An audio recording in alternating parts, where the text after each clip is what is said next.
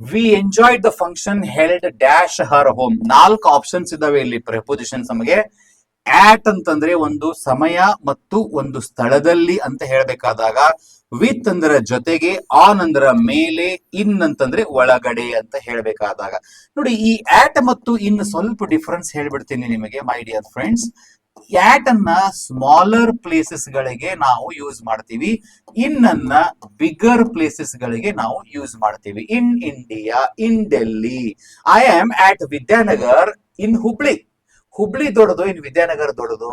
ಹುಬ್ಳಿ ದೊಡ್ಡದು, ಹಂಗಾಗಿ in use ಮಾಡ್ತೀವಿ.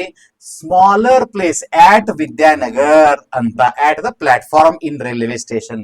ಹಂಗ ನಾರ್ಮಲಿ ಈ ಮನಿ ಅಂತ ಬಂದಾಗ ನಾವು ಯೂಸ್ ಮಾಡುವಂತ ನೆನ್ಪಿಡ್ಕೊಂಡ್ಬಿಡ್ರಿ. ಹೋಮ್ ಅಂತ ಬಂತು ಅಂತಂದ್ರ ನಮ್ ನೆನಪಾಗಬೇಕು ಏನಂದ್ರೆ, where are you? I am at home, she is at home. So we enjoyed the function. ನೋಡ್ರಿ, ಸಿಂಪಲ್ ಪಾಸ್ಟ್ ಒಳಗಿದೆ ಸೆಂಟೆನ್ಸ್ ಇದು, ಸಿಂಪಲ್ ಪಾಸ್ಟ್ ಒಳಗಿದೆ. Enjoyed verb number 2. We enjoyed the function held at her home. ಅವಳ ಮನೆಯಲ್ಲಿ ನಡೆದ ಕಾರ್ಯಕ್ರಮವನ್ನು ನಾವು ಮಸ್ತಾಗಿ enjoy ಮಾಡಿದೀವಿ. ಈ ತರ ನೀವು ಹೇಳಲಿಕ್ಕೆ ಕಲೀರಿ. ಬಹಳ ಮಂದಿ ದೀಡ್ ಪಂಡಿತರು ಏನಂತಾರ ಅಂತಂದ್ರ, we are enjoyed the function ಅನ್ನೋರು ಬಹಳ ಮಂದಿ ಅದಾರ. ದೀಡ್ ಪಂಡಿತರು ಇವರೆಲ್ಲಾರು ದಿಮಾಕ್ ಮಾಡ್ಕೊಂತ ಅಡ್ಡಾಡ್ತಿರ್ತಾರ ನೋಡ್ರಿ. ಕೋಚಿಂಗ್ ಬಂದೀವಿ ಅಂತ ಹೇಳಿ ದಿಮಾಕ್ ಮಾಡ್ಕೊಂತ ಅಡ್ಡಾಡೋರು ಹಿಂಗ್ ಯೂಸ್ ಮಾಡ್ತಾರ. ಸೀರಿಯಸ್ ಆಗಿ ಕಲಿಬೇಕನ್ನೋರು ವಿ ಎಂಜಾಯ್ಡ್ ದ ಫಂಕ್ಷನ್ ಅಂತ ಹೇಳಿ ಕರೆಕ್ಟ್ ಆಗಿ ಚಂದಂಗ ಅಭ್ಯಾಸ ಮಾಡಿ, ಫಾಲೋ ಮಾಡಿ, ಕುಂತು ತಿಳಿದು ಕೇಳಿ ಮಾಡ್ತಾರ.